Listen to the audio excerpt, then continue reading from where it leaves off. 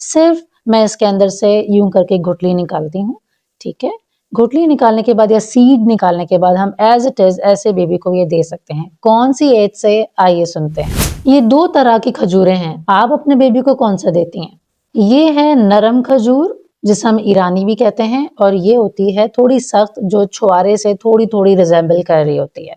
Baby को कौन सा दे सकते हैं अकॉर्डिंग टू मंथ्स? इसको मैं यूजुअली दलिया में डाल के देती हूँ, चाहे वो ओट्स की पॉरेज हो, चाहे बार्ले हो, चाहे व्हीट हो, ठीक है। वो इसके अंदर मैश हो जाता है आराम से, कुछ पता नहीं लगता।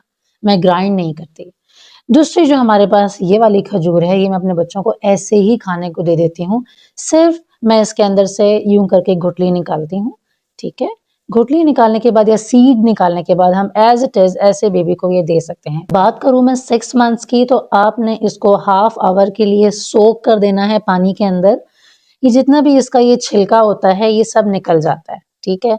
सिर्फ पल्प रह जाएगा। पल्प रहने के बाद ये सीड आप आउट करेंगी, और इसको आउट करने के बाद आपने बच्चे की दलिया में इसको मिला देना है। स्पेशली मीठे के तौर पे मैं शुगर बिल्कुल भी रिकमेंड नहीं करती, सिर्फ कहती हूँ कि आप खजूर बेबीज को दें। 7th मंथ में आपने उसको सोक करना थोड़ा थोड़ा छोड़ देना है। लाइक विदाउट सोक्ड भी आप इसको देना शुरू करें, दलिया में ऐड करें। हल्का फुल्का छिलका आ जाता है तो ठीक है, जितना आप हाथ से रिमूव कर सकें कर लें।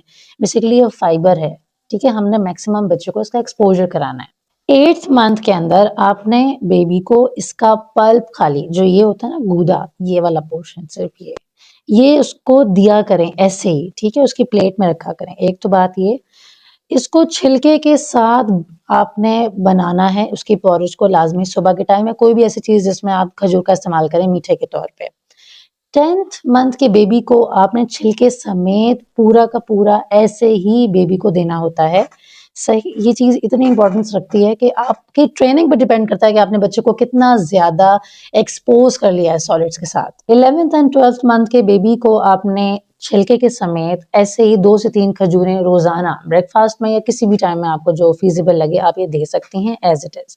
बेबीज गैग करेंगे, चोक कभी भी नहीं कर सकते, उनको अडेप्टेबल बनाना होता है। बहुत सी मदर्स कहती हैं छिलका मैं निकाल देती हूँ, हलक में चिपक जाता है। इट डजंट मैटर, जब प्रैक्टिस कराएंगी तो हो जाएगा।